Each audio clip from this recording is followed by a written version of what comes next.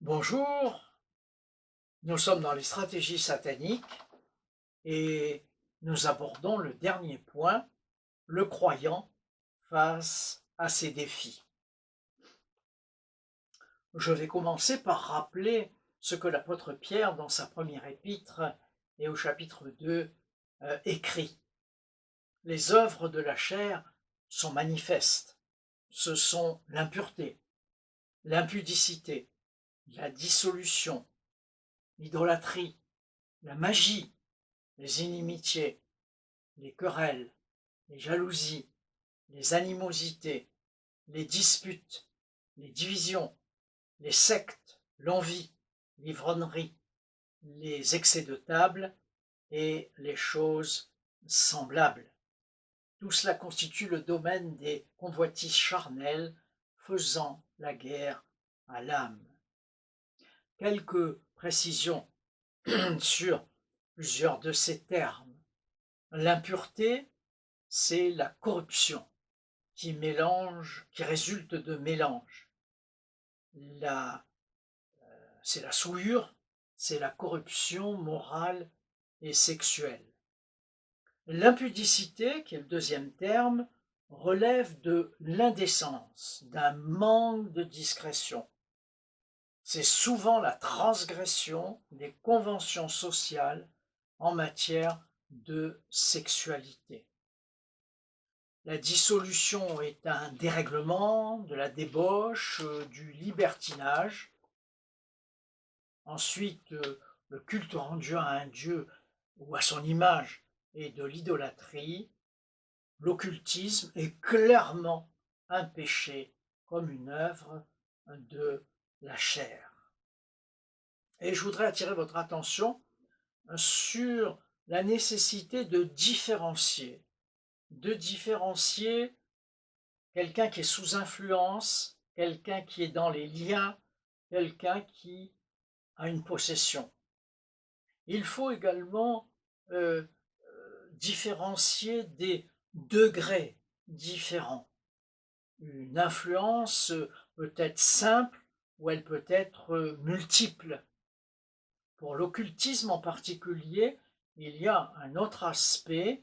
Est-ce que la personne concernée a été acteur des pratiques occultes, commanditaire, ou bien est-elle la victime? Et là, les attitudes et les démarches vont différer. Je voudrais essentiellement attirer votre attention sur la nécessité absolue du discernement par rapport à tous les domaines que j'ai développés. Discerner, c'est percevoir par l'esprit, percevoir par la réflexion intérieure quelque chose de caché. Dieu nous parle. Découvrir, identifier, démêler, repérer, dévoiler alors qu'on ne sait rien de la situation ou de la réalité. Il y a d'abord un discernement des esprits qui est donné à l'Église.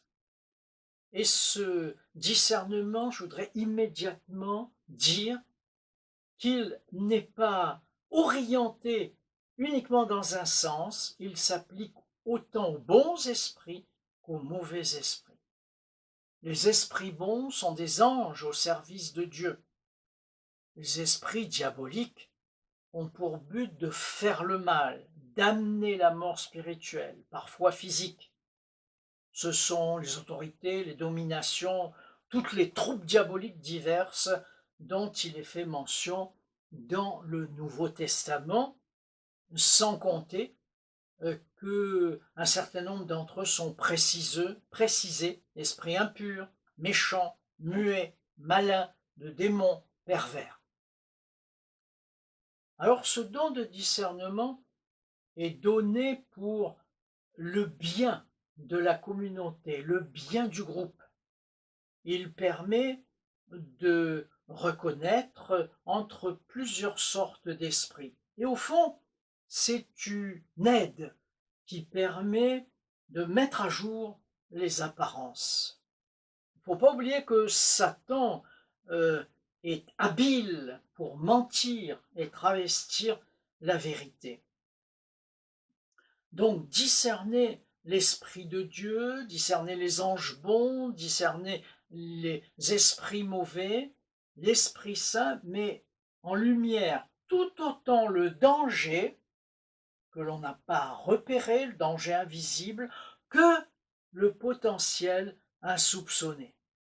Il identifie la séduction, il identifie ce qui est falsifié, diabolique, et il peut aider aussi à identifier le voile qui couvre le monde invisible, le voile qui est sur une personne, le voile qui est sur une famille, le voile qui est même sur une communauté. Car il est important d'être protégé de la tromperie de l'ange de lumière. Celui qui exerce ce don souvent met à découvert ce qui est caché dans les ténèbres, il produit à la lumière l'ombre de la mort.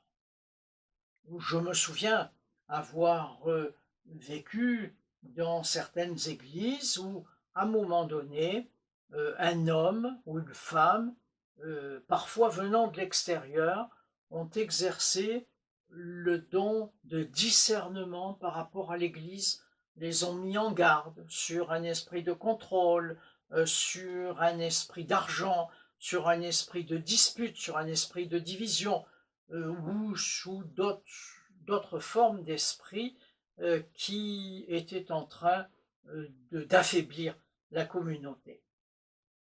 Il y a des exemples dans l'Écriture. Dans Actes 16:16, Paul et Silas discernent la fausse publicité de cette femme possédée qui, cependant, disait vrai. Mais c'était un esprit de Python qui l'animait. Pourquoi ont-ils exercé leur autorité? Parce qu'ils ont discerné. Moi, la sagesse, écrit Salomon, j'ai pour demeure le discernement, et je possède la science de la réflexion. Dans la version d'Arby, moi, la sagesse, je demeure avec la prudence, et je trouve la connaissance qui vient de la réflexion. Proverbe 8:12. Un petit peu plus loin dans les proverbes, tout homme prudent ou tout homme avisé agit avec connaissance. Donc ces textes nous invitent à agir avec recul, à réfléchir, ne pas se précipiter, mais discerner. Et discerner cohabite avec la sagesse ou la prudence. Elles interagissent l'une sur l'autre. Dans le Nouveau Testament, c'est Paul qui s'adresse aux Éphésiens et qui les invite à discerner entre les œuvres des ténèbres et les œuvres de la lumière, afin de vivre en enfants de lumière. Autrefois, leur écrit-il, vous étiez ténèbres, maintenant vous êtes lumière. Vivez en enfants de lumière. Et le fruit de la lumière s'appelle bonté, justice, vérité. Discernez ce qui plaît au Seigneur. Ne vous associez pas aux œuvres des ténèbres, démasquez-les plutôt. L'attitude de Jésus dans les évangiles devant les démons est aussi intéressante. Il y a des cas où Jésus chasse le démon. Le soir, on amena auprès de lui plusieurs démoniaques. Il chassa les esprits par sa parole, tout simplement. Ou bien encore, toujours dans Matthieu, au chapitre 17, Jésus parla sévèrement aux démons qui sortit de l'enfant. Il n'est pas dit que Jésus cria, que Jésus hurla. Il parla sévèrement. Luc 4, des démons sortirent aussi de beaucoup de personnes, eux, en criant et en disant « Tu es le Fils de Dieu ». Mais il les menaçait, ne leur permettait pas de parler, parce qu'ils savaient qu'il était le Christ.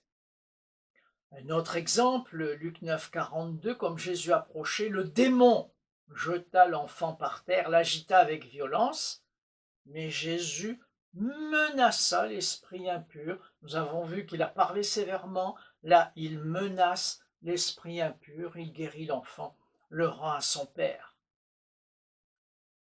Un petit peu plus loin, il se trouva dans la synagogue un homme qui avait un esprit impur et qui s'adresse à Jésus. Je sais qui tu es, le Saint de Dieu. Jésus le menaça, de nouveau menace, en disant tais-toi et sors de cet homme. Et le démon jeta l'homme au milieu de l'assemblée et sortit sans lui faire de mal. Il commande avec autorité et puissance et les esprits sortent. Donc, nous voyons que Jésus a toujours eu une attitude de fermeté face aux démons et nous abordons maintenant les cas où c'est le démon qui interpelle Jésus. Matthieu 8, 30, il y avait loin d'eux un grand troupeau de pourceaux qui paissaient, et les démons priaient Jésus, si tu nous chasses, envoie-nous dans ce troupeau de pourceaux. Ou bien encore, Luc 8, lorsque Jésus fut descendu à terre, il vint au-devant de lui un homme de la ville possédé de plusieurs démons. Ayant vu Jésus, il poussa un cri, se jeta à ses pieds et demanda, qu'y a-t-il entre toi et moi, Jésus, un fils de Dieu? Je t'en supplie, ne me tourmente pas, car Jésus commandait à l'esprit impur de sortir de cet homme. Donc là, nous avons vraiment des manières de faire de Jésus que nous pouvons adapter. D'autres exemples par lesquels je vais terminer. Une femme cananéenne crie à Jésus, « Aie pitié de moi, Seigneur, ma fille est cruellement tourmentée par le démon. » Mais devant la foi de cette femme, sa fille a été guérie. Et puis les 70 qui ont été envoyés revinrent avec joie en disant, « Seigneur, les démons même nous sont soumis en ton nom. » Donc je vous invite vraiment à vous plonger dans le discernement, à la fois le discernement pour l'Église et qui est un don, mais aussi il y a plein de passages dans l'Écriture qui vous invitent, qui nous invitent à demander le discernement pour discerner le bien du mal, pour discerner la scène lorsque nous la prenons, pour discerner la volonté de Dieu. Il y a une abondance de textes à ce sujet. Que Dieu vous bénisse abondamment. Vous pouvez réagir. Abonnez-vous à la chaîne L'Église ou si vous avez des questions, prenez contact avec nous. Soyez richement bénis.